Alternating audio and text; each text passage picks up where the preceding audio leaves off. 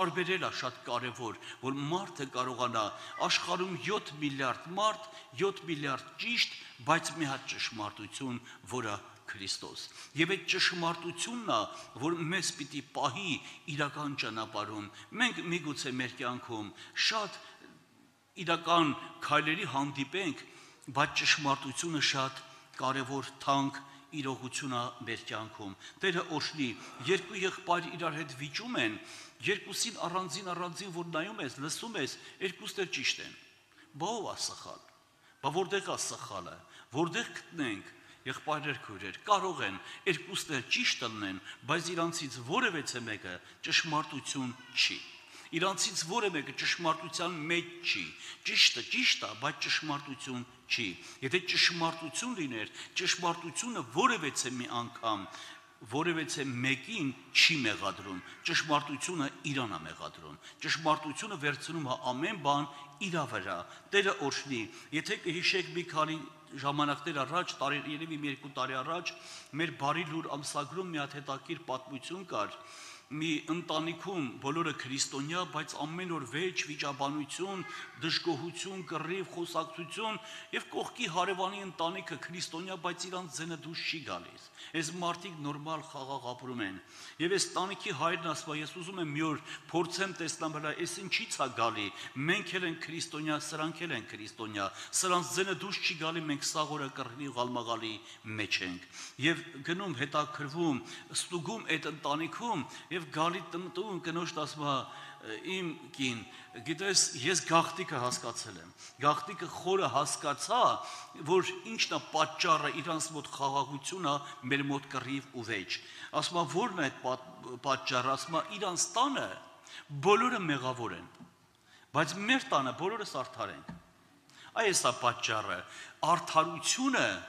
որևէ մարդկային արդարությունը, ճշտի արդարությունը, որևէ մի անգամ մարդուն օգնել չի կարա, եղբայրներ քույրեր։ Նրա մեջ նրա արմատը չարի ու բարի գաղափարն է, չարի ու բարու ծառն է։ Այդտեղից է այդ արմատը առել, ճիշտը ընդեղից է միտք առել, ճիշտը ճշմարտությունից հետ չի կարա բաժին ունենա, եղբայրներ քույրեր ջան։ Թող Աստված օրհնի մեր կյանքում, եթե մենք չկարողացանք զանազանել ճիշտ ու ճշմարտությունը, հոգևորը եւ ոգևորվածը, սրանք տարբեր բաներ են։ Մարդը կարա ոգևորված լինի, բայց բացարձակ հոգևոր չլինի։ Եվ այդ հոգևոր չեղած,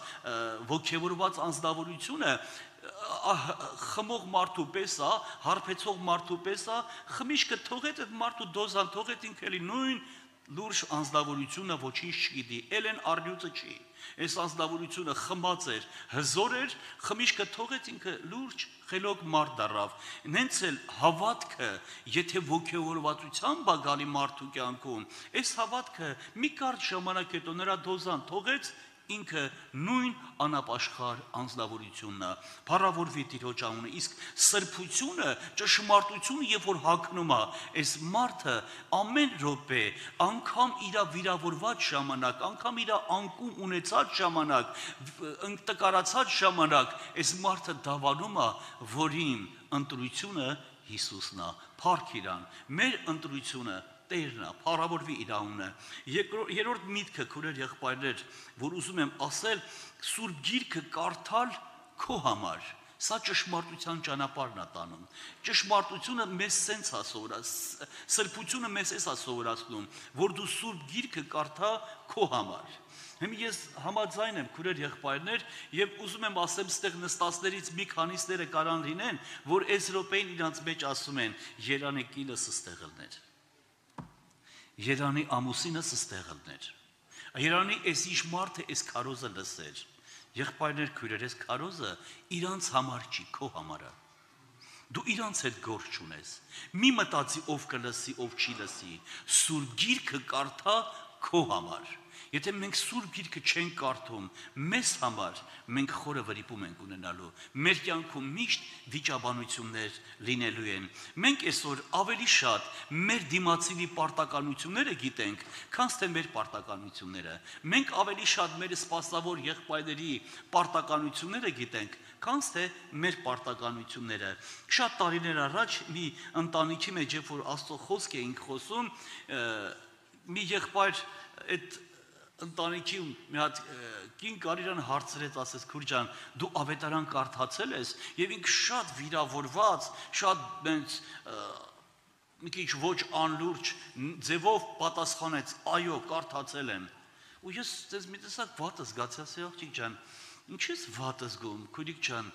հարց տվեց, ինչ վատ բան տվեց։ Հեկորդ էլ շարունակեցի, ասի, բա ինչի՞ կարդում ավետարան, ասես կարդում էի, որ ձեր սխալները բռնեմ։ Եղբայրներ քույրեր, եթե դու կարդացել ես իմ սխալը բռնելու, իզուր ես կարդացել։ Մի կարդա, ինձ օգուտ կլինի, քեզ վնաս կլինի։ Դու դրանից ոչ մի օգուտ չես ունենալու, ինչի որովհետև այդ կարդացածդ քեզ ոչ մի անգամ, ոչ մի օգուտ չի տալու։ Դու կարդա Սուրբ Գիրքը կոնկրետ քո համար, Փառք մեր Տիրոջը։ Մենք այսօր ունենք եղբայրներ ջան, քուրեր ջան, սրա կարիքը, որ Սուրբ Գիրքը մենք կարողանանք կարդալ հենց մեզ համար։ Մենք դրանից ունենք պտուղ առնելու։ Կյանքի օրենքը, կյանքի ընթացքը, պրակտիկան շատ բաներ ցույց է տվել, որ ընտանիքներում միշտ վիճաբանություններ է եղել, միշտ խոսակցություն է եղել, կինը ամուսնուն է մեղադրել իր պարտականությունները ասել, ամուսինը կնոջն է մեղադրել իր պարտականությունները ասել։ Եվ իտոգում այս մարդիկ որևէ մեկը ոչ մի բժշկություն չի հասել, բայց երբ որ քրիստոնյան կարողանում է իր սխալը իր վրա վերցնի եւ բոլոր տեղերում ինքը զգա իր մեղավոր վիճակը, այս անձնավորությունը կգտնի հաղթություն եւ բժշկություն։ Փառավորվի մեր Աստծո անունը։ Չորրորդը, քուրեր եղբայրներ, դա գրված է մեր կյանքում աղոթքի ճիշտ ձևը։ Քրիստոնյան շատ կարևոր է սրբություն գնացող քրիստոնյան ճիշտ աղոթելու ձև իմանա, որն է ճիշտ աղոթելու ձևը, հայր մեր աղոթքը, որը մեր աղոթքի ամբողջությունն է եւ դրա հիման վրա է կառուցվում մեր հավատքը։ Մեր աղոթքը կառուցվում է հենց այդ խոսքերի հիման վրա, հայր մերի հիման վրա։ Թող Աստված օրհնի։ Սխալ աղոթքներ շատ են կատարվում, որ մարդը չի պատկերացնում։ Ես հիշում եմ մի անգամ տեսա մի աղոթքի ժամանակ, որ մարդը Աստծուն պարտադրում է, դու պարտավոր ես, դու պիտի անես, դու պարտավոր ես, եղբայրներ քույրեր, մենք երբ որ հայտարարում ենք, որ մենք ոչինչ ենք, ոչինչը որևէ մի անգամ ստեղծողին, արարիչին չի կարող ասի դու պարտավոր ես։ Գիտեք, սկի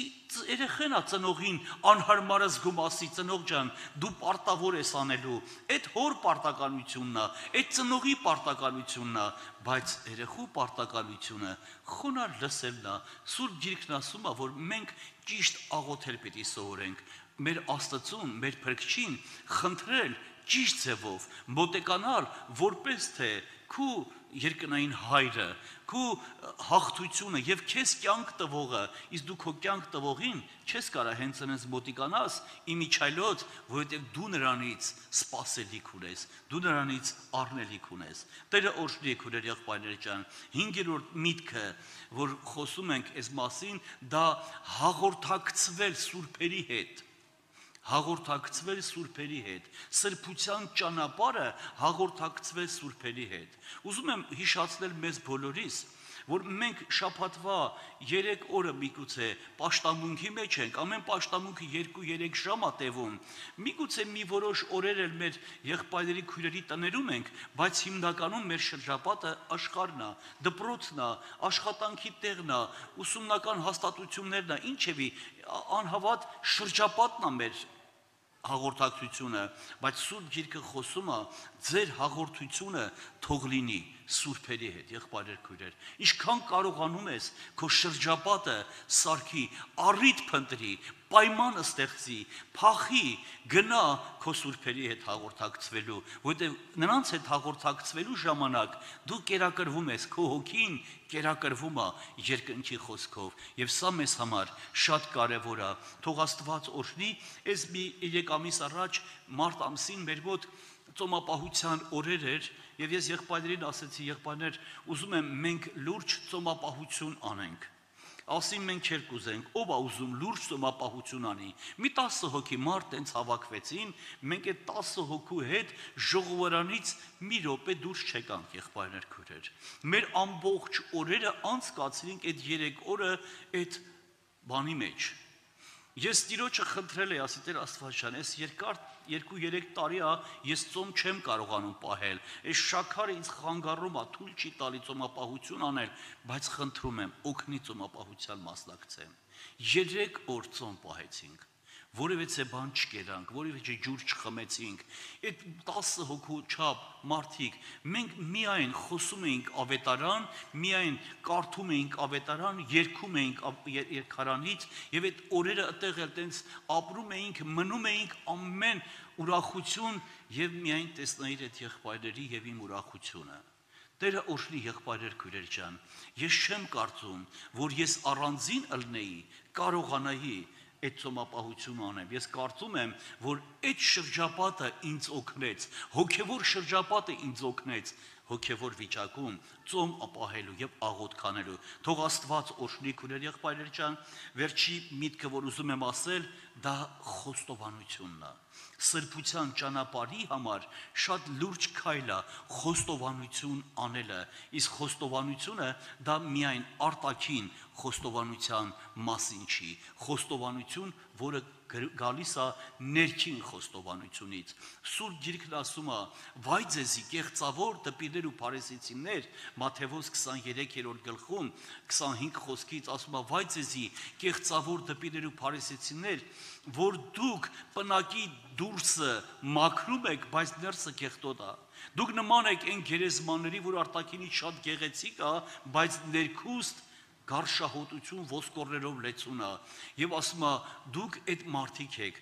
կեղծավոր դպիներ ու փարիսեցիներ»։ Քույրեր եղբայրներ, խոստովանությունը ուզում եմ խնդրեմ, բերեք այս ժամանակվանից մեր խոստովանությունը չսկսենք արտաքինից, մեր խոստովանությունը սկսենք ներքին խոստովանությունից։ Մի օրինակ եմ ուզում հիշեցնեմ, շատ եղբայրներ, ես մեղադրական չեմ ասում, ինձ խնդրում եմ ճիշտ հասկացեք, շատ եղբայրներ ու քույրեր սա կհիշեն այս օրինակը, տարիներ առաջ, որ եկեղեցի մարդ էր մտնում, մենք միանգամից գլխաշորն էինք այս մարդուն դեմ տալիս, իսկ այս մարդը գլխաշորը վերցնելով եւ իր արտաքին հարցերը լուծելով, իրան թվում էր, որ ինքը արդեն հավատացյալ է։ Մենք ասում, ինձ մի անգամ ասեցին, որ սա չխմողների ու չծխողների